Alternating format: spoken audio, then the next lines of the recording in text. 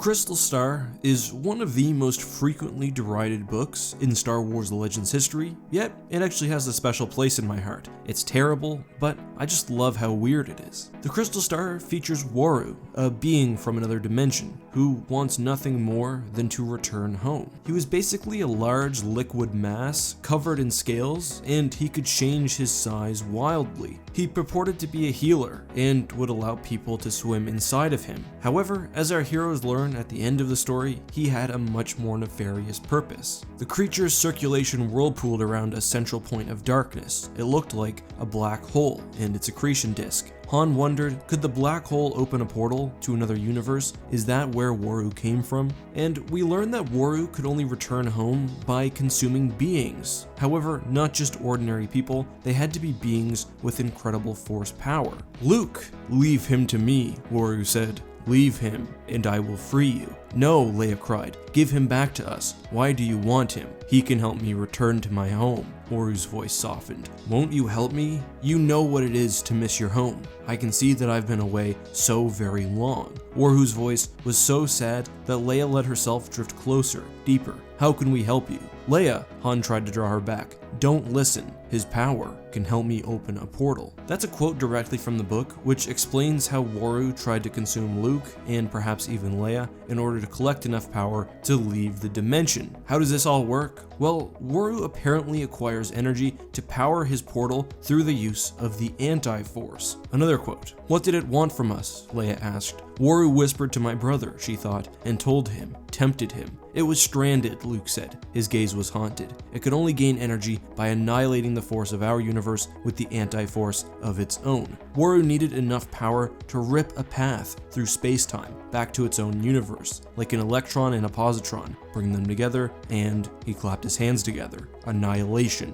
Unimaginable energy." He closed his eyes. Hithrir thought he'd be able to tap into that power, and for a moment, so did I. The domain from which Waru comes is apparently a polar opposite of the Star Wars dimension, including the anti-force, Luke's name for the power that governs that universe. So in a sense, Waru wasn't actually using the force or destroying the force to return home. Rather, it seemed to be the immense energy created by bringing the anti-force and the force together in a single place. Waru's powers called out to Jedi across the galaxy, and he also used his powers as a healer to further attract visitors. So how does this fit into the greater Star Wars Legends continuity? Well, it doesn't really, at least unless you take a closer look at the cancelled but unofficially released novella Supernatural Encounters of the Star Wars Universe, which we've brought up a few times over the past few videos. This work brings together several Legends concepts and creates basically a singular pocket dimension within the Star Wars universe. I've taken a few quotes and sort of jammed them together in a way that tells the whole story. Shortly after they'd first arrived, Telotni, Splendid App, and Cold Dandasine